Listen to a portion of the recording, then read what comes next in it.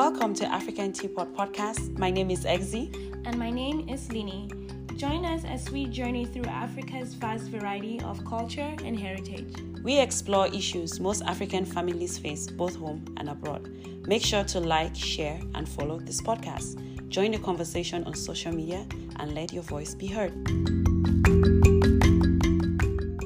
Hello, listeners. Welcome to another episode on the African Teapot Podcast. And it's your girl, Exie. Sorry that today this is going to be a solo ride. Lini couldn't be here today. Today is our day for recording, and she got stuck in the Texas weather, the hail and everything, and the rain. So I couldn't record with her, and today is our recording day. So yeah, you guys will have just my voice today, but it's good. How have you guys been? May has been quite an interesting one. Like I just mentioned, the weather in Texas has been crazy. And then looking at the news, what is happening in all the ends of the world, coming from Africa, the Middle East, the United States, Europe, is crazy. What is happening here is one bad situation, bad news to the other. And I just pray that underneath all this rubble, we have new growth in terms of problems, bring out strengths in us that we didn't even know we had. So I just pray that's what happens to all of us, because people are affected or in these situations in different parts of the world. The emails and DMs we get it's crazy, and conversations, but I can't really put those in one episode here for just a few minutes. I can't do that, but I'll try to see if I can share some of those stories on social media with permission, of course. But for any of us that need a virtual hug, I send you one. For any of us that needs a prayer, I send you one. If you need courage, I send you one. And we all need to hold each other's hands virtually, emotionally, physically, spiritually, financially, however we can be there for one another. Okay? All right. That out of the way, or that on the side, I would say today's topic is new pimping trends. So, have you ever been hooked up? Have you ever been linked up by somebody? Then you may have been in a pimped situation. It doesn't mean always, but it means maybe or sometimes you may be in a pimped situation, all right? Take note of that. Just because someone says they're hooking you up doesn't mean that you're a pimp. Okay? But if you've been in a situation where people are trying to hook you up, you need to look twice to see if you've been in a situation where you've been exploited. Okay, when we say pimp situations or pimping, generally when people talk about pimping or when we refer to pimping, we think of a situation where you clearly have somebody, man or woman, who has people, they have power over individuals and make those individuals have relations with clients, right? With little or with no consent of theirs, right? And then they make profits off of that. They take the payments and give these people menial cuts or no cuts at all. So they exploit other people for financial gains. When we think of traditional word pimping, that's what we think of. Now with the birth of social media and especially COVID time, we have online dating, right? Are we going to say online dating sites are pimping sites? Of course not, right? Why? Because they give you control over what you choose. They give you control over what your preferences are, right? They give you consent of, you can choose to exit or continue with a relationship or a connection that you make online, right? You don't feel the pressure. You feel like you're in control. So we would say online, when we are in a situation like this, that's not pimping. So if your friend or relative tries to hook you up with somebody and you don't feel like they're pressuring you, you don't feel like they're getting something monetary-wise or favor-wise out of it, then you can quit or choose to continue with the relationship. It's up to you. If you're in such a situation, then you are not in a pimped situation. You are fine. Okay, you're just in a traditional hookup and link-up situation. Now, when we talk of New pimping trends is because with social media and with virtual connections, you always have loopholes and you have people taking advantage of it. Now, I will talk about 4 clues or things that we can look at and be like, if you're in such a situation and you feel like this, most likely you need to reevaluate the situation you're in, and you need to reevaluate the friendship you're in or relationship that you have with this person who is trying to do the hookup, right? Now, let me take you to a personal experience. Why I brought up this topic is I have been in such a situation. I know, whoa, Edna, you have? But I have. I've been in a situation where one of my girlfriends was in a relationship. So her boyfriend kept trying to figure out like who I'm interested in or who I'm dating and things like that. And he came across to me a little bit too strong, in trying to find out. So I never really said I was in a relationship or not. I never said that because I just felt like he was asking about it too much. I didn't understand why. He just was. He kept trying to find, and I was just like, why? It was a bit, a tad over what normal is. So I didn't say anything, and my girlfriend at the time, at some point, she started asking, why do you keep asking that, right? Something was just off about it. But anyways, I pushed it to the side because he is also a jokester, and I'm sarcastic, and I'm, if you know me, you know. So I was like, oh, maybe we're just fooling around. So I just kept on with the joke, like, oh, I'm not going to tell if I'm in a relationship or not. I just kept up with that narrative. And he would joke around. It's like, oh, you're too secretive. And we just kept it going. Long story short, my girlfriend comes to me on one fateful day and tells me that her boyfriend wants me to hook up with Mr. X. And I said, who is Mr. X? And she has met this Mr. X once or twice, but really didn't have much to say. But what she was telling me, I could tell, is from what her boyfriend said. So it's almost like her boyfriend is vouching for the guy, right? He's good. He's going to treat you right. You don't need to give time to these little boys around you. You know how it is. He gave me all that lingua. As we say in Cameroon, he lingua me well through my friend. So fast forward, we have an occasion to attend, and we attend this occasion. It's in a hall, and when we get there, this Mr. X also happens to be there. So he introduces me to Mr. X, and immediately something was amiss with me. When I looked at him, one, he was older. From at that point, any guy that has ever spoken to me, he was really older. Not just, and maybe now I use the word really, but it's not that he was that older. I think he also gave the vibe like someone who has a lot to unpack. When a guy has a lot of experiences, he's a guy that can deceive me for years and I'll never pick on it because he is old in the game. He is old on the streets. He just had that vibe that I could smell it off of him, right? He just looked like someone that has a lot. Like if I go, there's just so much to deal with. Even just talking to him, a little bit too vague for me, and then evasive. So I was just like, he really doesn't want to talk about a topic and stick to it. It just gave me that vibe. So that evening, I started mingling with others as well. So I started talking to other friends I met there. So I really wasn't stationed at the table talking to him the whole night, which made him upset. So my girlfriend's boyfriend got upset about that. She came in and she didn't really sit down for long to talk to him. She was distracted walking around. And I was just like, I had to mingle with other friends in the occasion. I didn't have to sit glued to him, right? And that alone, I started feeling like, why do you have to express you're upset about it, right? Now it's like anger, like you're angry that I didn't give your friend attention, right? And you're pressuring me to meet this friend and make up my mind. Like, I don't understand why. Mind you, meeting Mr. X on this day, I had situations where my friend's boyfriend had called me up really trying that we should go hang out with this friend. And I kept saying, no, I'm busy, I'm that. So again, I had this feeling of pressure to meet him, like pressure to, date him. Like, oh, I want to date your friend and you date my friend. I kind of felt that kind of pressure.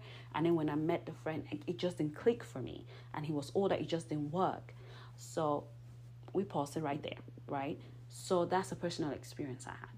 Now, let's look at some things that if you see, or you and I both see, whoever you are listening, we should take a second glance and be like, reevaluate what is happening, right? I'll start with the first one. Exploitative behavior or tendencies. So if someone starts asking you for favors in the guise of friendship because they hooked you up, you need to double check what the intentions there are. Like they start asking you for money, asking you for lifts or rides, asking you for house chores, come help me clean. I'm out of town. Can you pet my dogs and things like, hangouts, So when you're hanging out with these guys, they call you, they expect you to show up because they've spent money on you or because they've hooked you up with this guy who has money or girls who have money. So now they start expecting you, like, okay, because I've done this, I'm in your corner and you're my corner. You're supposed to support me or something like that. If you suddenly feel like the urges in this friendship has doubled from the moment they try to hook you up or they're hooking you up, back off. Something is off. You need to reevaluate that. It doesn't necessarily mean that, it's doomed, but maybe you need to reevaluate it and have a conversation, right? And set boundaries. Okay, the second one for me is emotional manipulation. Like in my situation, you could tell like they started using anger to have control or maintain power in the situation. So the moment I wasn't complying, they got frustrated, they got angry, right? And he started even at one point using self-guilt. He started telling me, because this guy was from the same place as me, from Cameroon, and he started saying things like, you should hang out with Cameroon guys, you should support them. Like it started being something like we are now in a brotherhood, sisterhood kind of vibe, right? We're family. So it started making me like almost I should feel bad about it, like about what that is. And because I didn't understand what that was. So if that's happening to you, that's a red flag, because most often maybe the sisterhood or brotherhood you have, let's say in my case was more or less with my friend and not with you, because you're just my friend's boyfriend, right? I don't have to allege sisterhoods to you.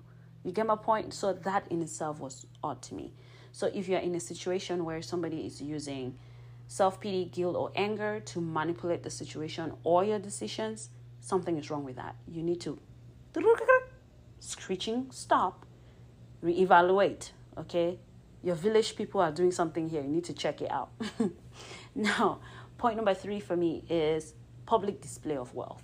If someone is trying so hard to show you that they are a baller or they are a girl that belongs to a balling group, they are of a certain class or standard, you feel like, they have examples, designer bags, expensive travel and trips, expensive hangouts, popping bottles and things. Someone is in that lifestyle.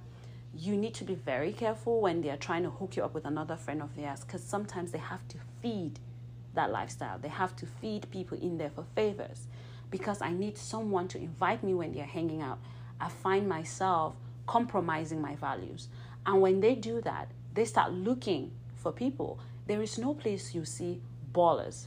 If you have female ballers, most often they have guys around. If you have guy ballers, guys who are popping bottles and stuff, they have women there, right? So sometimes those women go out looking for other girls to feed that cycle.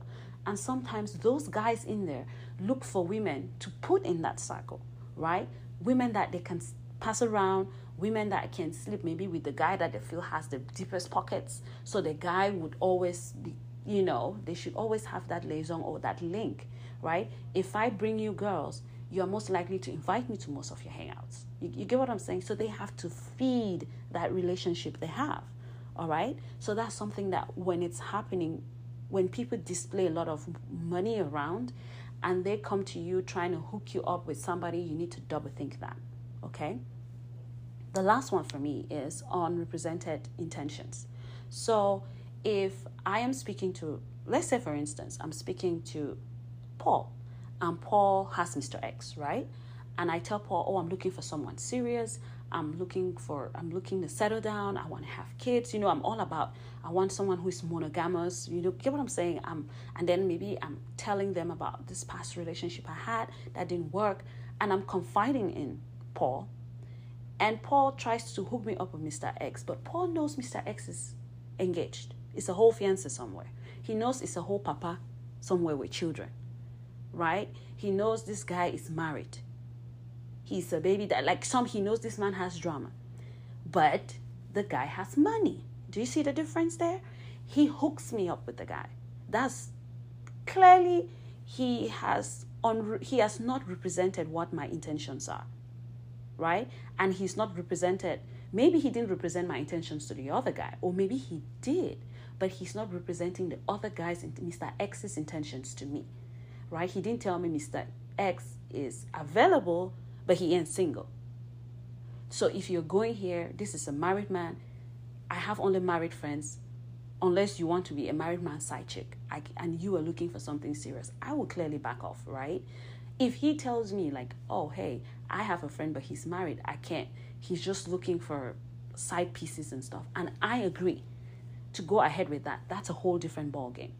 But when somebody's intentions are not communicated to the other person, and yet you guys had a middle guy, that middle guy has failed both of you, or has failed one of you, right? Because he's hooking up with someone that he clearly knows is a misfit based off of my intentions, but he doesn't tell me because he's getting a gratification out of it. He's getting something out of it.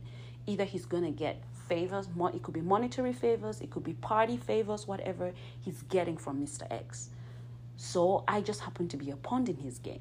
So he's going to give me up because I'll be distracted by the money, maybe, right, that Mr. X has, and I won't catch up on it early enough, okay? So this, in a nutshell, to me, these are things that we need to pay attention to. And if you have any other tips, please do share, and we're going to share that out. I'm going to make sure I put that out.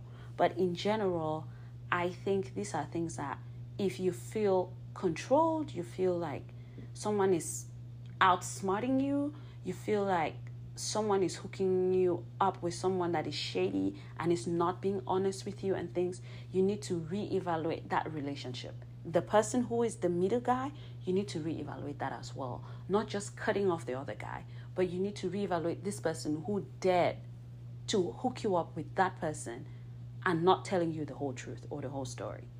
Okay?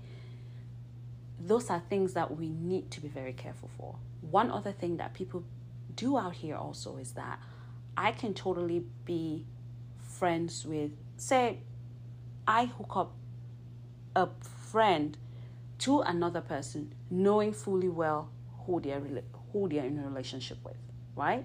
So I have my friend and I hook up her boyfriend to another girlfriend of mine. You have people doing twisted things out here for famous guys. So a guy will have his guy hook up his girl with another guy friend of his. You get what I'm saying? Like, oh, your guy doesn't even have money. I'm going to hook you up with another friend of mine who has money and who parties and throws money around. Do you see that? Because he's looking for favor this way. This time he wants to rock more with this one. So he's not loyal.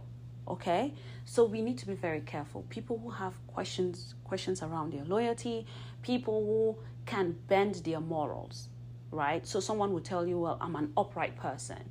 And then the moment it comes to where you're expressing hookup, they're hooking you up to someone who is shady, right? You can't be around shady people and you're just a saint in the middle of it, right? There's something off with you, especially if you're spending all your time there, or especially if you are trying to feed that animal. That animal is that circle or whoever it is.